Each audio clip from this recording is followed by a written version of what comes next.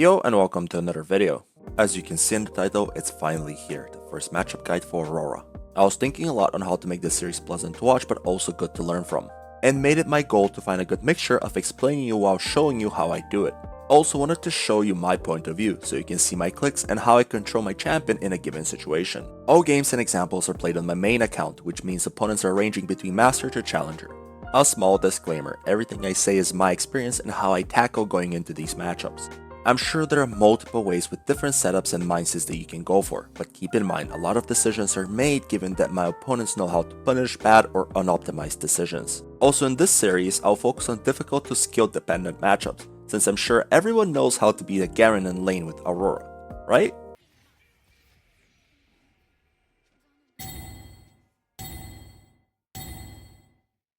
Okay, maybe not everyone. With all of that out of the way, I hope you enjoyed the video and let's get started. I think it's only poetic for me to start off this series with Jayce, since he's my most played champion as of right now. When facing him, you have two options for setup.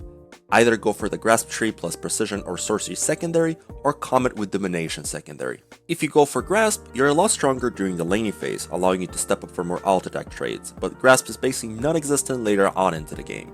If you choose Comet, you play for at least 3 points into E and look to go for safe long range only E poke until you whittle him down to the point where you can O-in him. I personally always go for the Comet option. So now I'll show you two different laning phases versus him. Against the first Jayce, I started Q. Q is always better for longer trades level 1, since it lets you weave in more alt attacks and allowing you to proc your passive, granted you hit it.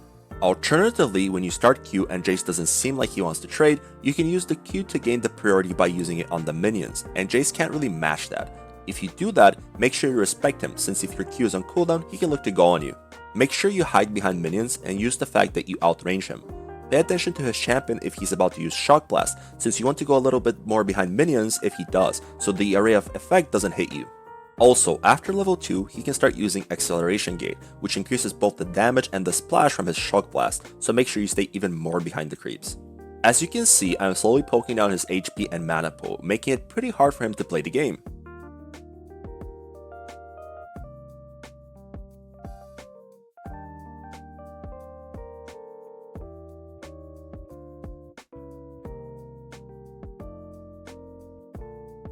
Here I shouldn't have stepped up. Reason is, I know Volibear is patting top due to him starting Raptors. While the timer for the gank is not ideal for him, he could drop a camp and come to us, seeing the lane state of Jayce is not very good. Always have an idea where the enemy jungler could be, even if you're thinking about trading. So taking the shred was honestly not the smartest move, since he could have easily flashed on me and I'm dead, especially since I don't have W. What I should have done is drop the ward in the middle brush in lane and look to just do E trades.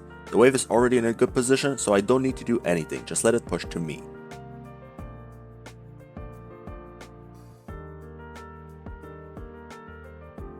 Eventually, he's forced to back off. I put a second point in my queue knowing that I don't need the W yet. I shove the wave, making him miss as many minions as possible since I know he'll use his teleport. Then I quickly go back and use my own, since I don't want to lose any experience and gold.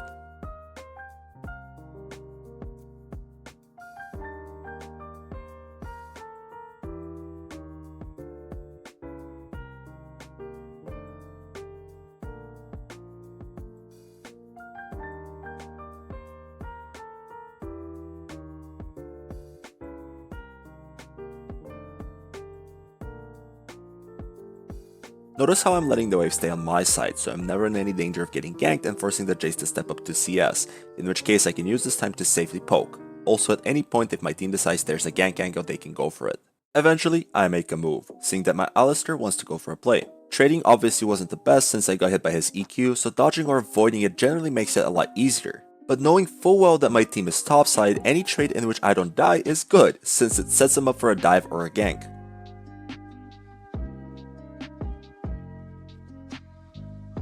In this case, he doesn't end up dying, but it's still pretty good for me because he loses the wave.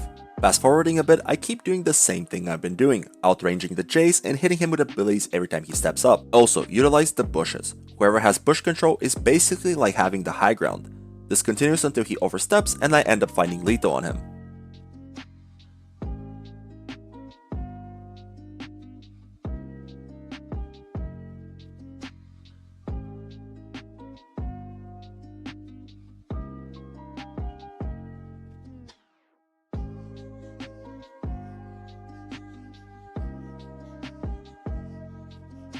If you're interested, we actually won this game despite the awful start we had. Never give up hope, I guess. And here's a little clip from the game.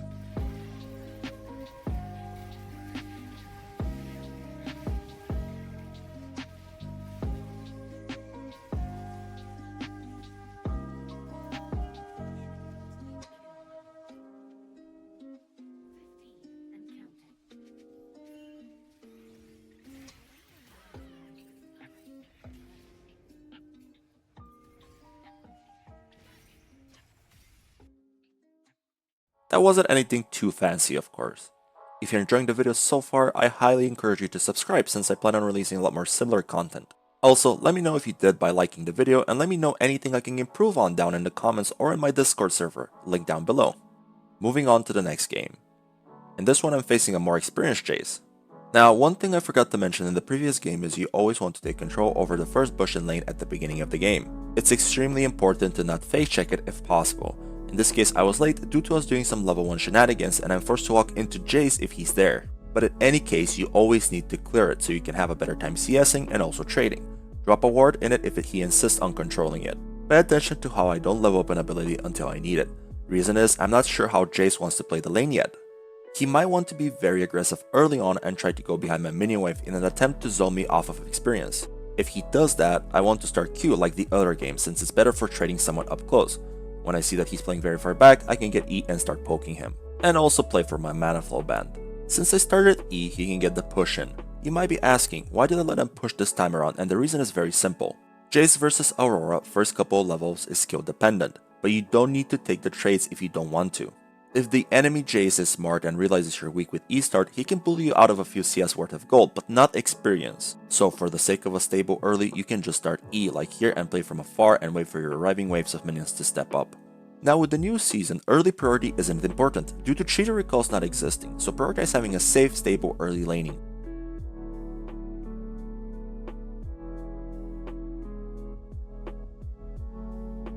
Same as before, I put 2 points into E, and when I have a wave built up, I can walk up and poke him down. He can't really fight back and is forced to last hit from afar, which also drains his mana quite a lot.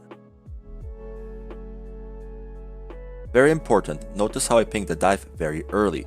It's on you to show potential plays to your junglers. Taking the role of a shot caller on plays you know are good will go a long way. I try to poke him down as much as possible before the dive, even if I take damage in return, since I know he's the one under pressure and not me. Going into the dive, think how you will execute it. Who needs to tank? What is the opponent's counterplay to the dive?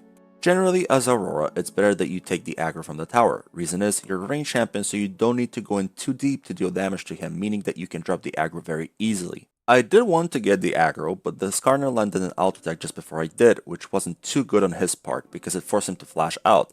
Nonetheless, still worked out. So I get back to lane and start being aggressive due to my item advantage. While he does have a slow push into me, and generally speaking, it's not too smart to trade right now, since he should have the advantage in these trades. If I play it good enough, I should still come up on top. What I'm trying to achieve here is to make it hard for him to CS, thin out the wave, and get some free damage out. But do it at your own risk. The safer thing is to do is just wait, clear the minions, and fight him when you have your own minion wave, just as I did before. I'm feeling relatively safe due to me having flash, so I know I can fight, especially since the jungler shouldn't be here right now because it's a Hecarim and they generally prefer to full clear before ganking. If I was facing someone like a Kindred or a Jarvan, I would be less inclined to trade as much.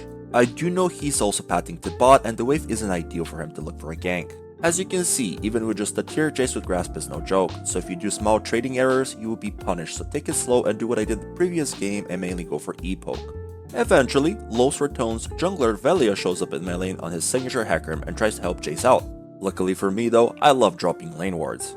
Now, this is generally a higher elo thing, but lane ganks are extremely underrated and catch people off guard a lot when you're getting pushed in. So if the wave is pushing into you and you're in a volatile position like this, drop a ward in the nearest bush or do it beforehand, it will help you out a lot. Hecarim being around mind controls Jayce into a bad initiation, desperate to bait me in. Doesn't end up the way he wanted it though. Afterwards, the game continues relatively the same way, with me having the same game plan of poking into Owen. If you're in a similar position, congratulations, you've won lane, you just have to play out the remaining of the laning phase. Maybe catching some extra kills in the process and wait for mid game where Aurora truly shines.